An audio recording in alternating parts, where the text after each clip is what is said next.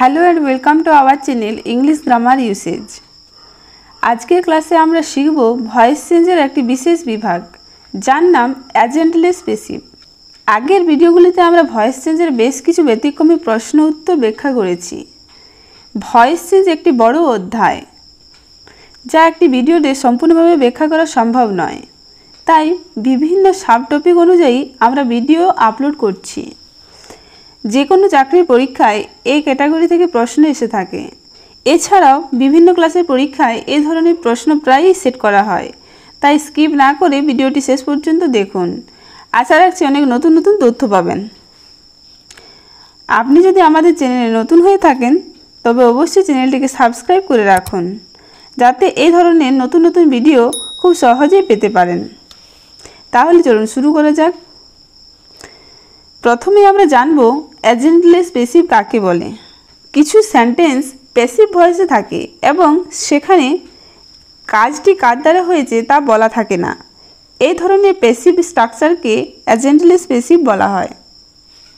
যেমন my pen was stolen, এর অর্থ আমার পেনটি চুরি করা হয়েছিল, কিন্তু কার দ্বারা চুরি করা হয়েছিল তা এখানে বলা নেই, অর্থাৎ চুরি করা কাজটি কে করেছিল তা এখানে বলা নেই।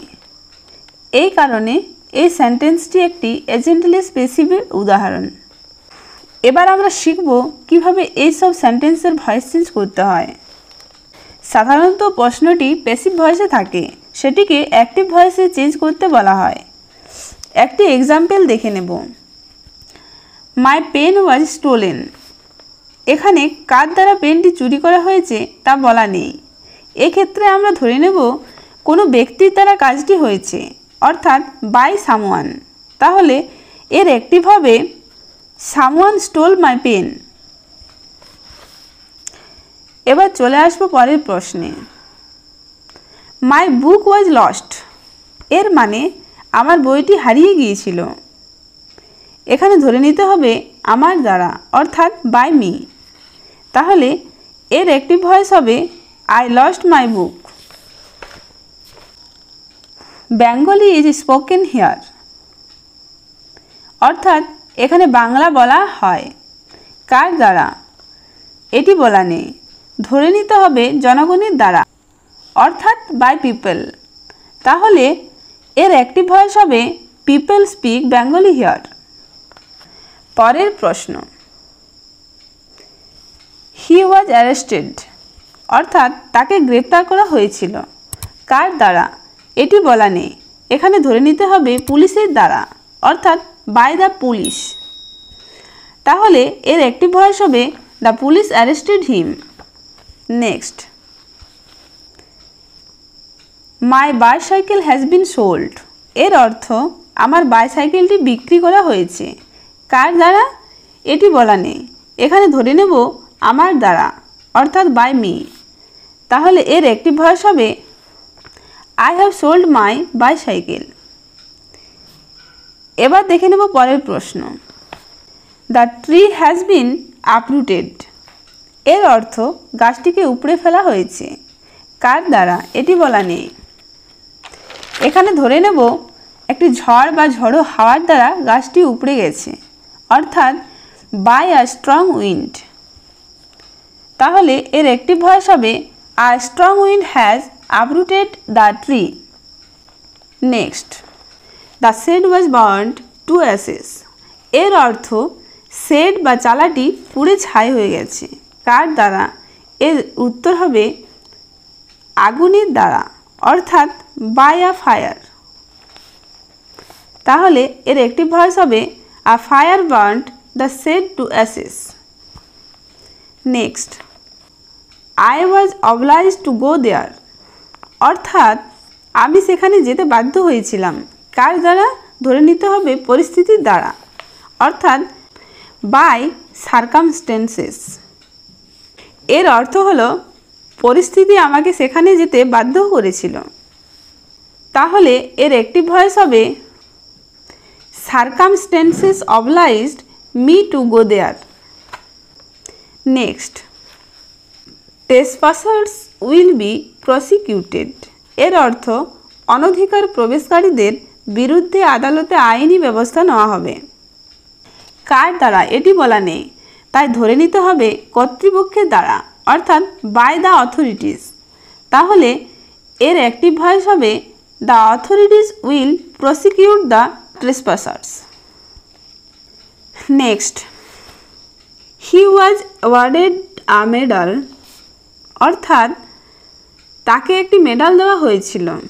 কার দ্বারা এটি বলা নেই, ধরে নেব তাদের দ্বারা, অর্থাৎ বাই দেম। অতএব এর অ্যাক্টিভ ভয়েস হবে they awarded him a medal. Next, it is believed that he has gone mad. এর অর্থ এটা বিশ্বাস করা হয় যে সে পাগল হয়ে গেছে। এখানে ধরে নিতে হবে জনসাধারণের দ্বারা, অর্থাৎ বাই পিপল। তাহলে এর অ্যাক্টিভ ভয়েস হবে people believe that he has gone mad. The club was established in 1995, অর্থাৎ ক্লাবটি 1995 সালে প্রতিষ্ঠিত হয়েছিল। এখানে ধরে নেব তাদের দ্বারা, বাই দেম। তাহলে এর অ্যাক্টিভ ভয়েস হবে they established the club in 1995। Next, he was elected president of the committee, অর্থাৎ তিনি কমিটির সভাপতি হিসেবে নির্বাচিত হয়েছিলেন। এখানে ধরে নেব তাদের দ্বারা, বাই দেম। তাহলে এর অ্যাক্টিভ ভয়েস হবে they elected him president of the committee. Next, the door was knocked at. এর অর্থ দরজায় কড়া নাড়া হয়েছিল। কার দ্বারা এটি বলা নেই, এখানে ধরে নেব কোনো একজন ব্যক্তির দ্বারা, অর্থাৎ বাই সামওয়ান। তাহলে এর অ্যাক্টিভ ভয়েস হবে someone knocked at the door. Next, he was seen to go there, অর্থাৎ তাকে সেখানে যেতে দেখা গিয়েছিল। কার দ্বারা তা বলা নেই, ধরে নেব আমাদের দ্বারা, অর্থাৎ বাই আস। তাহলে এর অ্যাক্টিভ ভয়েস হবে we saw him go there. Next, English is spoken all over the world, অর্থাৎ সারা পৃথিবী জুড়ে ইংলিশ বলা হয়। কার দ্বারা তা বলা নেই, এখানে ধরে নেব জনগণের দ্বারা, অর্থাৎ বাই পিপল। সুতরাং এর অ্যাক্টিভ ভয়েস হবে people speak English all over the world. Next, smoking is prohibited here. এর অর্থ এখানে ধূমপান নিষিদ্ধ। এখানে ধরে নেব কর্তৃপক্ষের দ্বারা, অর্থাৎ বাই দ্য অথরিটিস। তাহলে এর অ্যাক্টিভ ভয়েস হবে the authorities prohibit smoking here. Next, a promise should be kept, অর্থাৎ প্রতিশ্রুতি রাখা উচিত।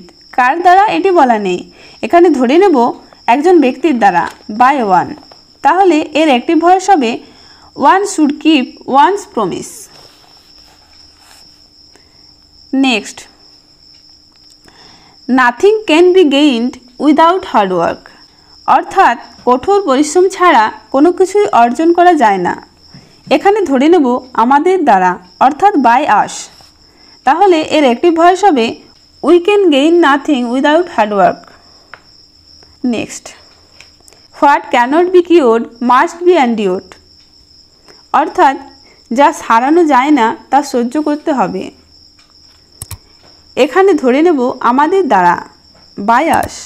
তাহলে এর অ্যাক্টিভ হবে we must endure what we cannot cure.